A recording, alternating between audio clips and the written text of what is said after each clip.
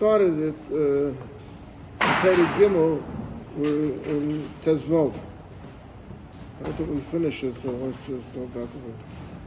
He's talking over here about the Shulchan. So he said, first in Yodalad he spoke about the, actually not in Gimel he spoke about the Shulchan. He spoke about the beams, snifim that were on each corner, the four on each corner of the Shulchan. And then he said that the snifim, they had like holes in them in order to stick in over there the kanim. And then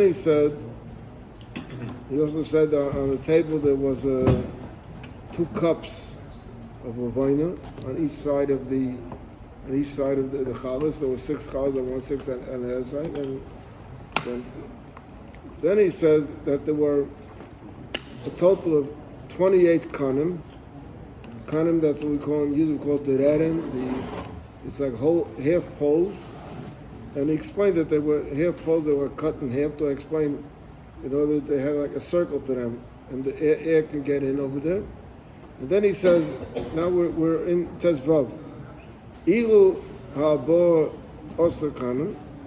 These 14 kanim, Noisen hachal harishayna al atzmin. So is as follows: Noisen hachal harishayna al atzmin shel shulchan. In other words, there's going to be 6 piled up. So the first challah doesn't need anything under it. You put right on the table. Then he says, V'noisen ben Rishonu Shniya Shloisha Kanim. Between the first one and the second one, you put 3 kanim, and those 3 kanim, 2 things. They separate. If you put one on top of the other without anything in it, so the weight from the top one will squash the bottom one. So we don't want that to happen. So in order that shouldn't happen, so you put in these pipes, and they're like little arms that they hold the bread. V'chein ben challah v'challah shloisha kanim. And also between each challah, you also put 3 kanim. Ubein hashish v'chamishes shnei kanim bavad. And between the 5th challah and the 6th challah, the top challah, you only have 2. You need 2 in order to hold it. Otherwise, it's going to lay on the 5th one. But in order that it shouldn't lay on the 5th one, you have to put in 2. Now, why is it that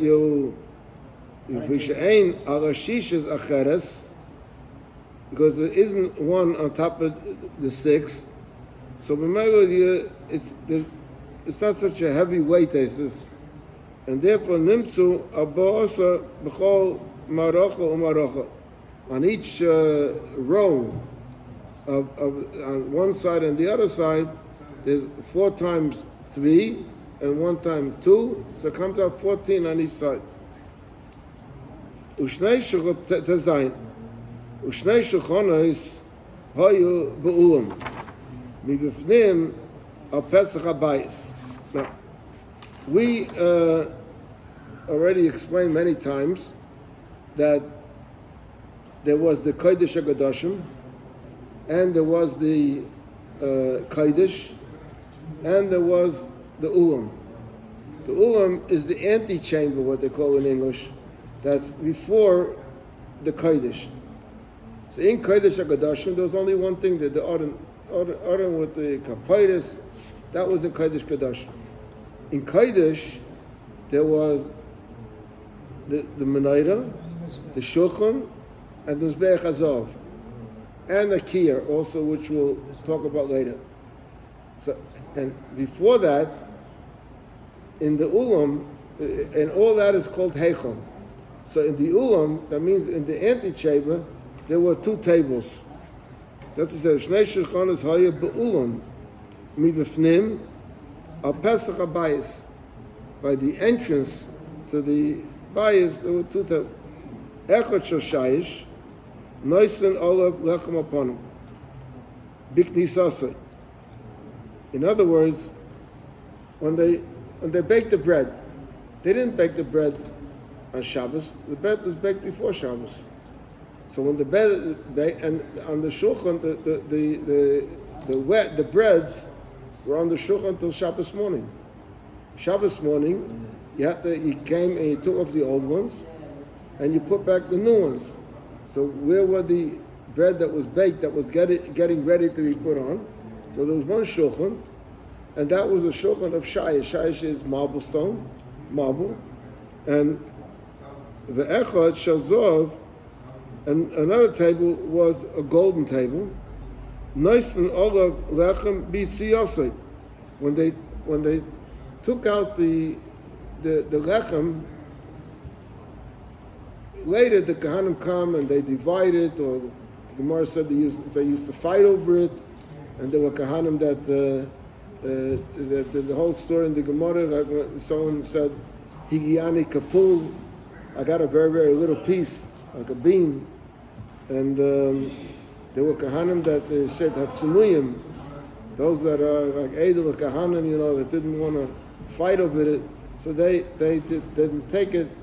And what the emes was, the Gemara says that the emes was that little piece that they got was nourishing. He's fighting for a little piece, taka, but that little piece was nourishing. So regardless if they want to fight over it, they don't want to fight over it, they want to take it, they don't want to take it, when you take it off the shulchan, you have to have a place where to put it. So you take it off the shulchan and take it out into the ulam and put it on this golden table. Now, question is, why is it that the table going in is marble and the table going out is gold? Why? So he says the reason. Shemayim b'kodesh b'lei meriden. What does mean mayim b'kodesh b'lei meriden? That means that the lechem that you brought in didn't become holy yet. It didn't have the kedusha or the cheshivas that it was on the shulchan. The lechem that you're taking out is already it's holy lechem. Lechem lefane tamid v'shteitot in pasuk. So we have a come mayim b'kodesh. You always have to go. How do we show the difference between this lechem and this lechem? This is not the same anymore. The one that was on the table has already a special cheshivas to it. So therefore you put on a golden table, and the other one you put on a marble table. Okay, now that he's finished with the shulchan, so in Yud Zayin he goes to the mizbeach. Mizbeach hakataydes. Till now, before we learned about mizbeach, but the mizbeach we learned about before was the mizbeach hanachoshes, which was covered with copper, and which stood outside of the heichal. It stood in the Azara.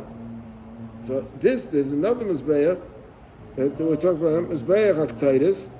The mizbeach hakataydes, on that mizbeach that was inside in the kodesh, together with the shulchan and the menorah, that was the only thing you were makar on was kataydes. There is an exception, something else that you was makar on it by Yom Kippur, what you spritz some blood on it, but other than that, on a daily basis, that's where they made the kataydes. So he says, mizbeach hakataydes, hayim meruba, amal ama, was much smaller. Before when we spoke about the other mizbeach, it was counting from the base. It was 32 amma. Counting from the top, it was I think 24 by 24, something like that. It's a big mizbeach, and they had to walk on it and everything. But this mizbeach was a small mizbeach. He says, mizbeach hakataydes hayemeruba amal amma v'unasam b'heichel. It was put in the heichel. Where in the heichel? Chuvan bein hatzafen l'darim, Moshuch bein hashulchan v'hamenayra l'chutz. In other words, the three things looked like a segel. It's like a segel. There's two dots and one dot over here. The same thing also was the Mizbeach. Mizbeach, on one side was the Shulchan, on one side was the Menorah, and in the middle was so one side was the Shulchan, and the middle was the Mizbeach. That's what it says. V'nasam b'heichel, it was in the Heichel. Mechuven bein hatzafon l'darim, moshuch bein hashulchan v'menorah. It was a little away from the shulchan and the menorah, and put in the darim side of the mizbeach, in the southern side of the mizbeach. Ushloshtam haya menachim mishlish ha'heichel v'lifnim. In other words, he's going to say later that he's talking about the area called the Kodesh. So the area Kodesh was, I think, was 20 amma, if I remember correctly. So the question is, where in the 20 amma was it placed? We know that it was in that room, but where in 20? So he says, Mishalish ha'heichel. In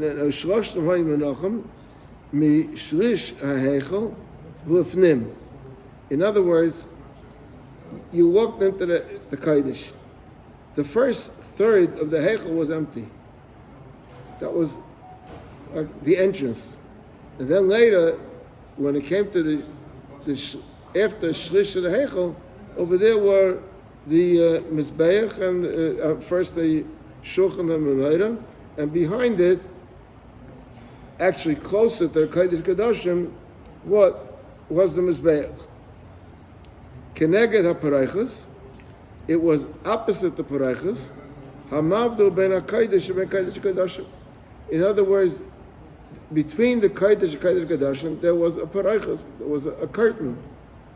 We'll learn later that there was a chiluk between the Bayis Rish and the Bayis Sheni.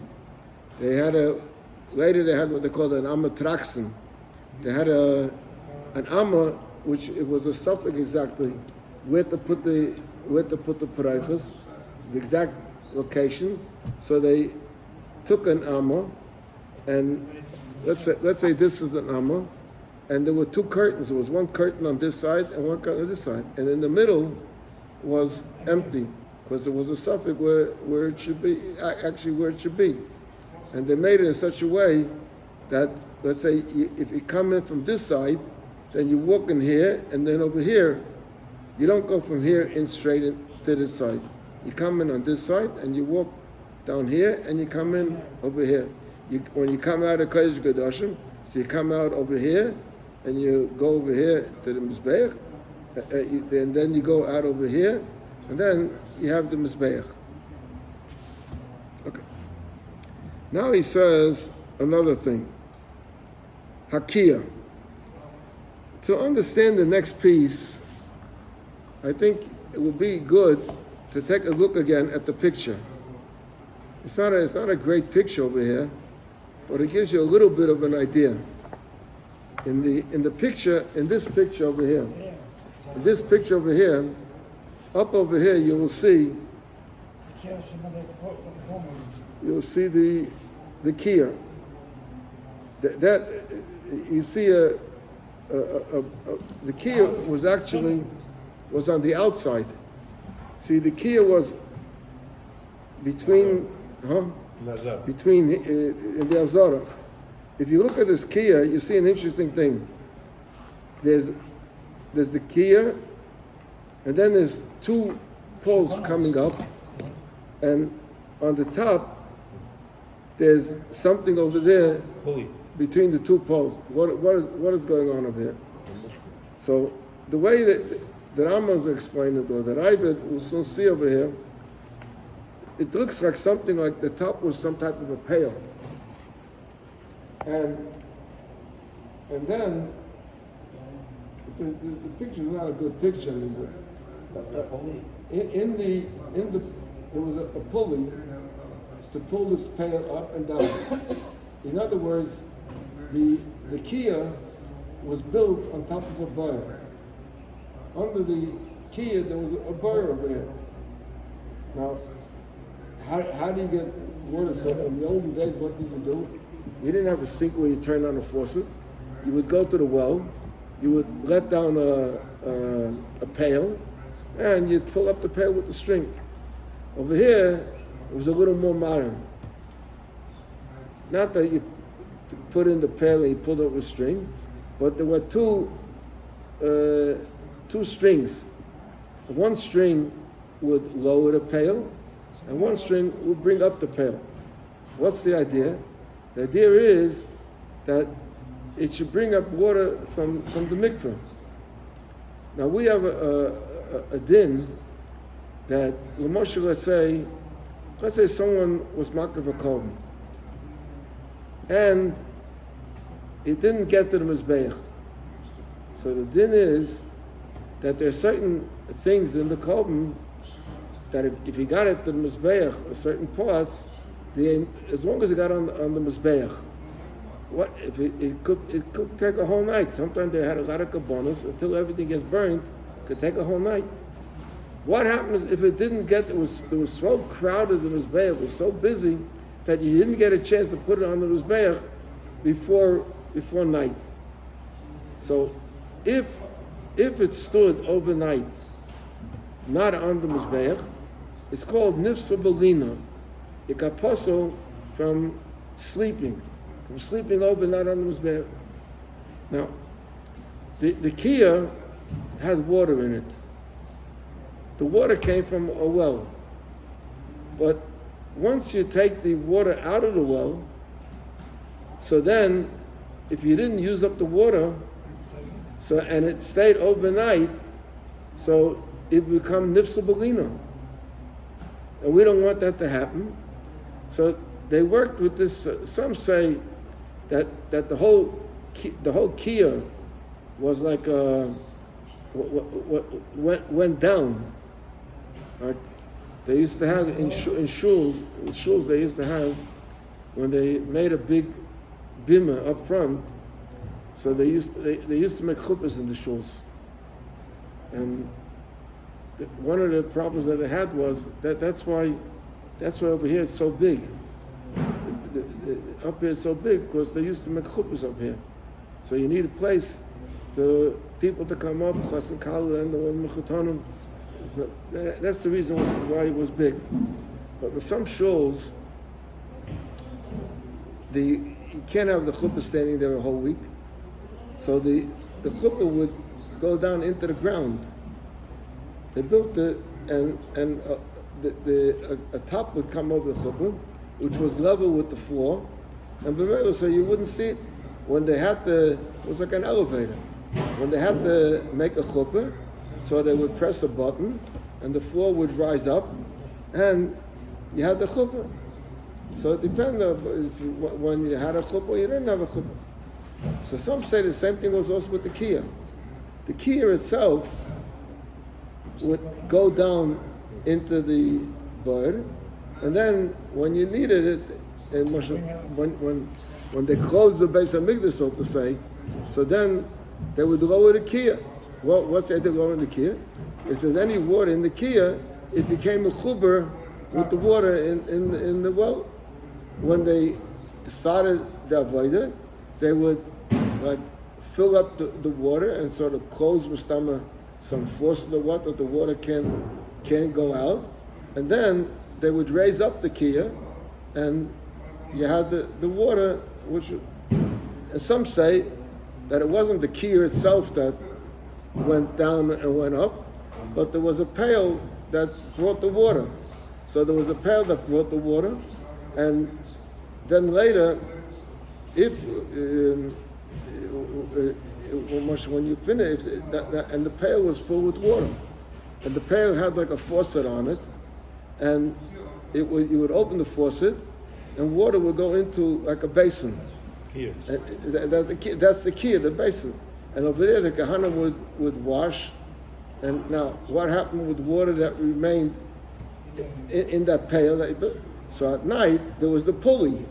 And the pulley would drop the kia, and the kia would go the pail would go into the water, and remained mechuber with the water, so it was no shayla of nifsa belina. Now that you understand this thing over here, now we'll go to learn the Rambam inside. So the Rambam says as follows: Hakiya hayalai shneim osir dad.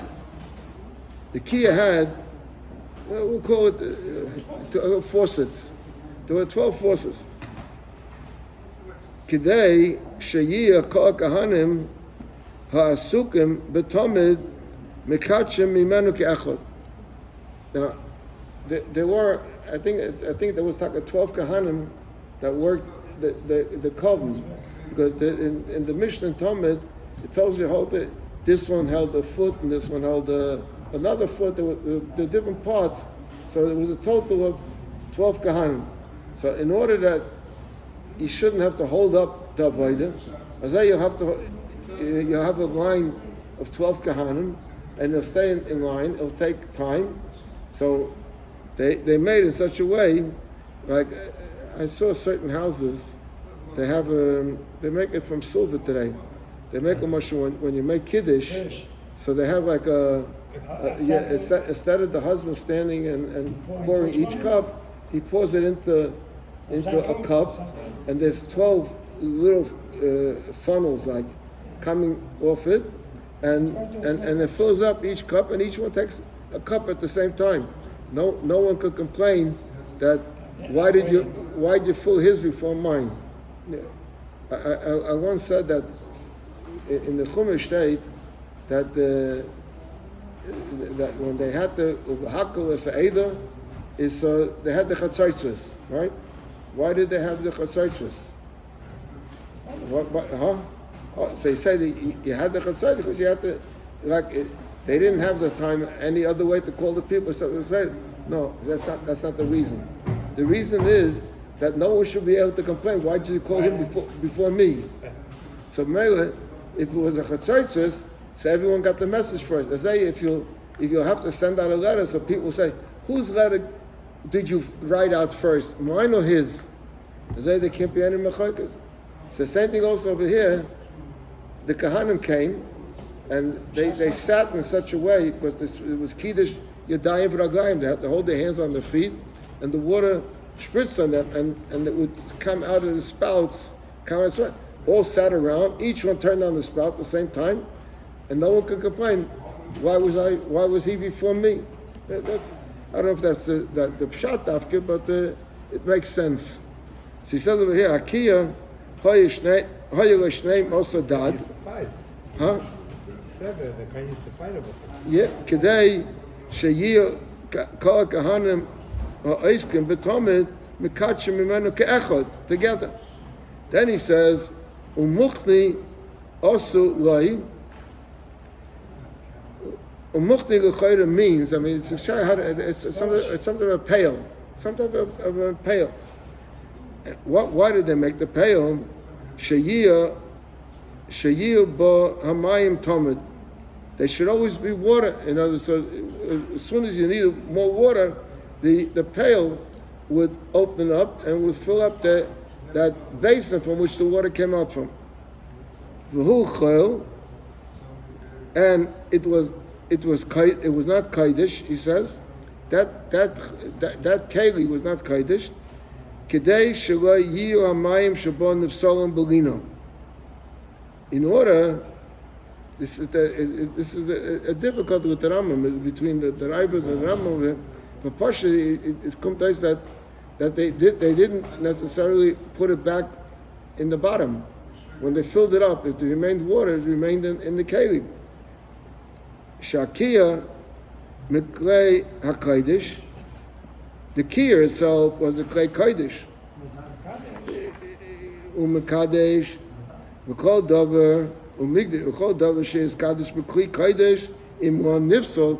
Anything that's in a kli shores, if it remained overnight, it becomes possible. So over here, so if the water remained overnight, the way the Rambam was over here, the way that it remained overnight in the kiyah, so it will become possible.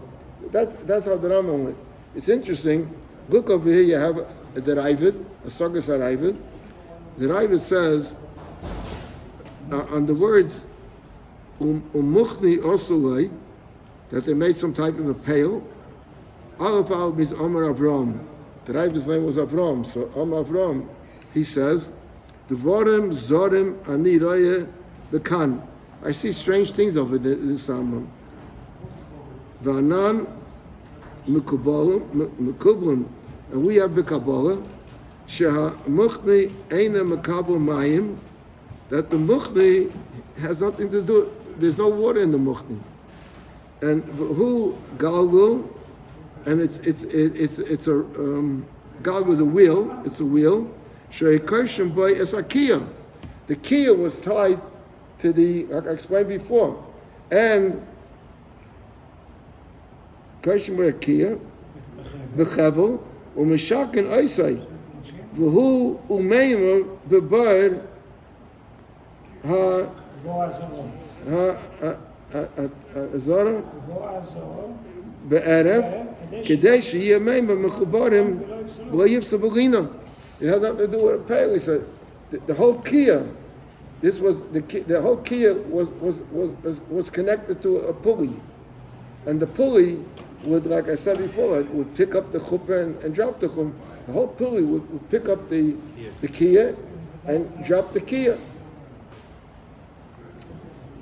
כדי שיהיה מים מחוברים ויפסו בגינה ומפורש כל זה ביומו ובזבחם.